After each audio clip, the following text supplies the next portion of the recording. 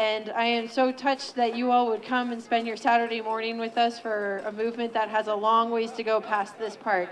But I really feel that together we can make our voices heard. We can continue to work together. We continue to work with people that are with us or not with us, but we are all here for each other, for this community, for the future.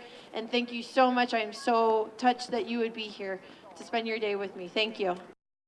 What if 4 random sign makers getting ready for the 2020 Women's March were recruited to cold read a short play about empowerment and looking to the future? That happened in Lander, Wyoming, when a play entitled Good Results Are Difficult When Indifference Predominates by Amy Fox was read at the Lander Arts Center the night before the January 18th march. Action. Good results are difficult when indifference predominates. Written by Amy Fox.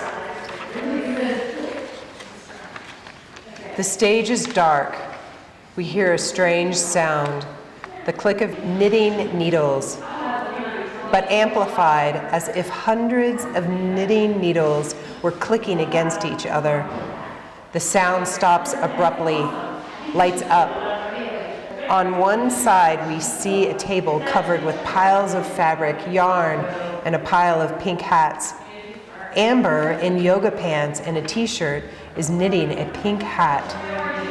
On another part of the stage, we see Leela in a Pussy Grabs Back t-shirt and jeans, scrolling through her phone. Hey, girl. Amber's phone pings. She reaches for it. The following conversation is over text, but delivered across the stage. Hey! OMG, I was just about to text you. Your hat is almost ready. My pussy hat? Yes. Yay! Excited. Smiley face. Did you decide? About? The march. Yeah, I'm thinking it's probably not going to happen. Come on, march with me. It's just with the kids and Bobby's work schedule. But it's okay, I don't need to march. But don't you want to? Here's the thing. In our family, I'm more the knitter. You're more the marcher. What? That's just how it is. She picks up her knitting needles again and resumes. Leela now crosses to her. In theory, they are still texting, but it has become a scene. That's ridiculous. You can do both. I'm just saying in terms of our personalities. But that's a false equivalency. Is it though? I mean, are you knitting a hat? No. See? A pussy hat. Yeah? Did you ever say it? I'm just wondering. Pussy. I mean, at like knitting club or whatever, when someone's like, what you working on over there? Are you like, pussy? No. A brief silence. Amber focuses on her knitting for a moment. How about this? I'll march if you make a hat.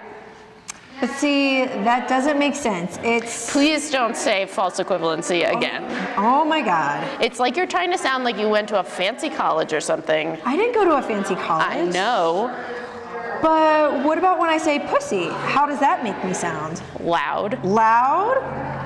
A brief silence. Amber knits. Okay, here's what I'm saying about the knitting. Knitting is a skill, right? It's a craft, a needle craft, and I respect that. Do you though? Yes, I totally do. My girls wear those scarves you made like every cold day. The porcupine ones? No, they were like skunks. Raccoons? Yeah. Raccoons, not skunks. Yeah, like skunks, but not stinky ones. It's a totally different animal. My kids wear them all the time, and that's you creating something with your own hands that keeps my kid's neck warm. And I kind of love that. Thank you. All I'm saying is knitting, you're right. That's more your personality than mine, and I love that. But marching, I mean, anyone can march. It's just showing up with your body in solidarity. But I am showing up in my own way, on your head. That's kind of awesome. When you put it like that, like I'm going to be wearing your pussy on my head. It's funny how you keep trying to shock me all the time. I'm not shocked by you. But maybe a little? No. And you're not wearing my vagina. You're wearing a pink hat that bears some resemblance to a vagina, according to some. I miss you. How come we don't hang out? I don't know. We should. We totally should. So listen, if you change your mind and you want some merch, just tell me and I'll find you a bus, okay? Okay. And if you want to knit a hat, Yeah, I'm thinking it's probably not going to happen. is your mom marching? No, she thinks everyone going will get arrested. Yours?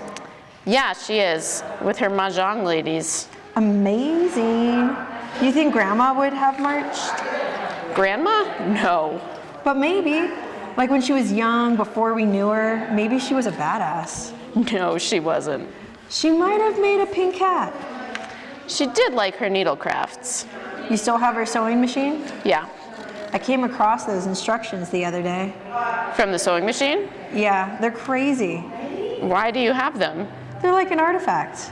I want them. What? Why? They don't tell you how to actually use the sewing machine. Why would you want them? I'm going to put them on my wall. I've got this place on my wall with my photo of Joan of Arc and this picture of Elizabeth Cady Stanton, an old Miss Magazine cover. Oh, okay. But I've got the machine, so I feel like I should have the instructions. But what are you going to do with them? I don't know yet. Maybe I'll put them on my wall. But do you have a wall with like iconography? Have you read them? A woman enters. She's dressed in a 1950s dress, her hair and makeup neatly done. She crosses to an old sewing machine that is upstage of the other two women. She clears her throat.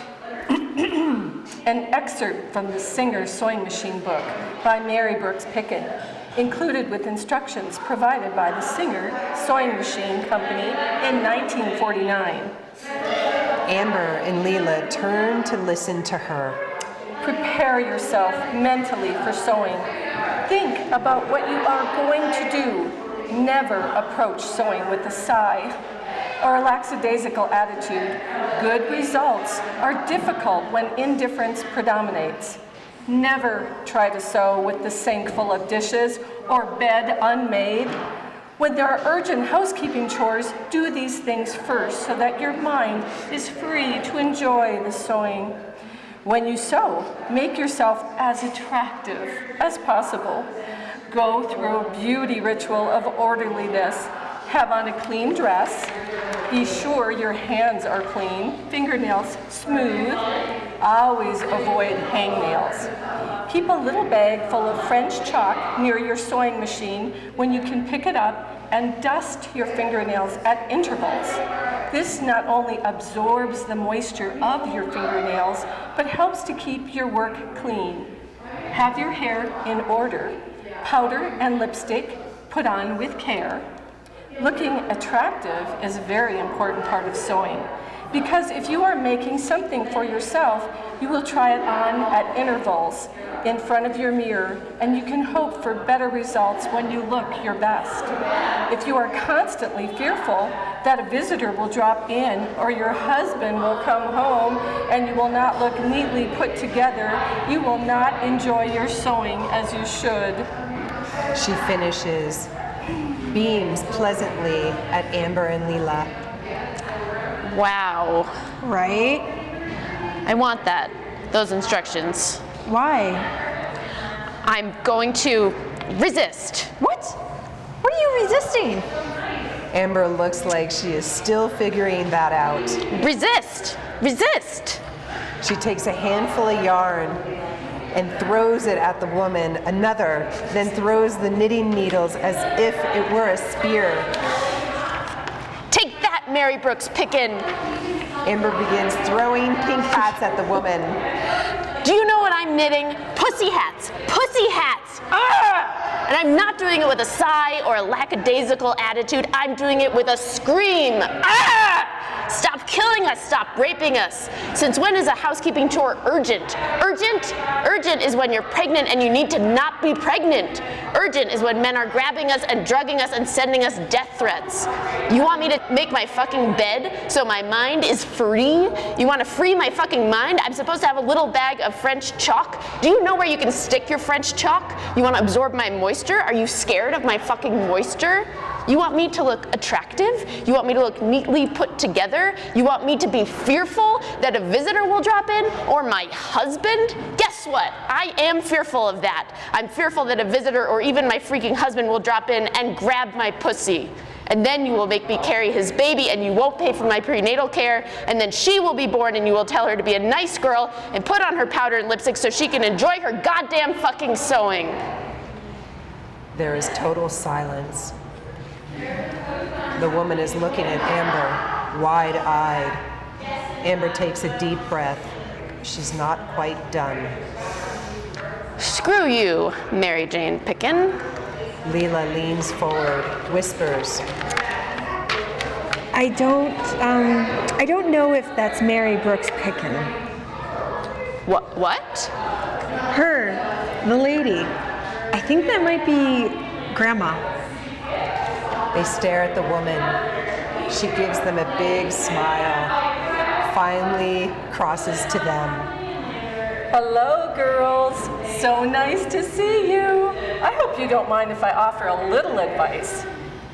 Leela, why don't you try knitting something? You might like it. Some women find it relaxing, something to do with your hands. And Amber, dear Amber, why don't you go ahead and show up at that march? Huh? Do it for Grandma. She smiles, winks, picks up a pink hat, and exits. The cousins look at each other, black out.